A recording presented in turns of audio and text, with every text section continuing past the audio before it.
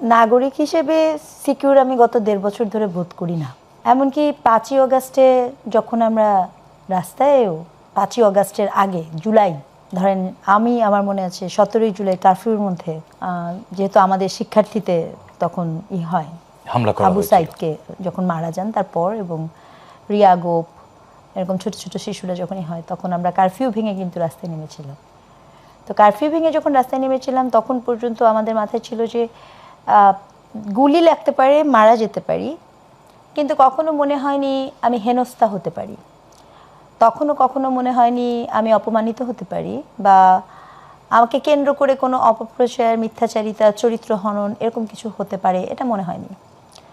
কিন্তু গত ১.৫ বছর ধরে যখন যে সময় রাস্তা দিয়ে যাওয়া আসা করেছি প্রতি মুহূর্তে, প্রতি সময়, প্রতি ক্ষণে মনে হয়েছে যে যে কোনো কিছু হতে পারে। কারা এগুলো, কাদের ভয় পাচ্ছেন? এখানে ভয় পাওয়ার কিছু নাই।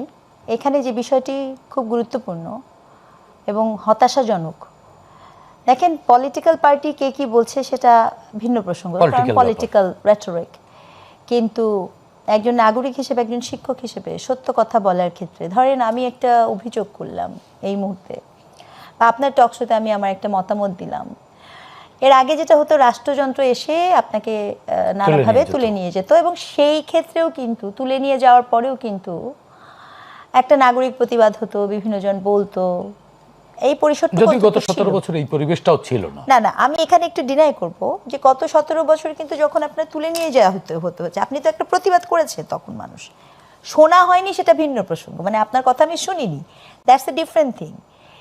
আর আপনি কথা বলেছেন সেটা একটা, মানে আপনাকে তুলে নিয়ে যাচ্ছে একটা অপরাধ, এটা তো ব্যাপার।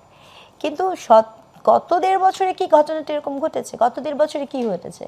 ১.৫ বছরে যেটা হয়েছে, আমি আপনাকে পছন্দ করি না, কে জুলাই কি করেছে না করেছে এগুলো সব মানে ভুলে যাওয়া হয়েছে মুহূর্তের মধ্যে, একদম পাশার দান উল্টে, ঠিক আছে?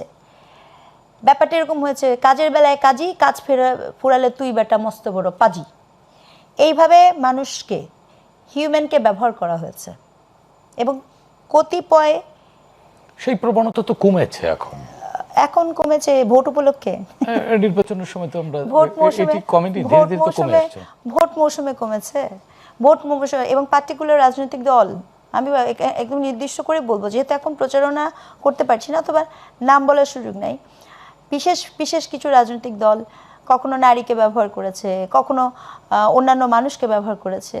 কিন্তু ৫ই অগাস্টের পরে আপনি যদি এখন ভুলে যান কিছু, তাহলে আপনাকে মনে করে দিই ঠিক গত মাসেই সম্ভবত আমরা আবুল সরকারের জন্য কথা বলেছি, সম্ভবত আমরা পালাগানের বিপক্ষেই করা হয়েছে সেখান নিয়ে কথা বলেছি, সম্ভবত মাজার আক্রমণ নিয়ে মানুষজন কথা বলেছে, লাশ বের করে মাজার থেকে পুড়িয়ে দেওয়ার কথা হয়েছে, এগুলো সব কি আমরা এখন এত সহজে ভুলে যাব? আসলে কি তাই? এটাকে ভুলে যাওয়ার জন্য জবাব দেওয়ার জন্য তো ব্যালট আছে। এই জন্যই বলছি এগুলো জবাব দেওয়ার জন্য একমাত্র আমাদের হাতে ব্যালট আছে, আর কিচ্ছু নাই। কিন্তু বাস্তবতা কিন্তু এখন এখানে।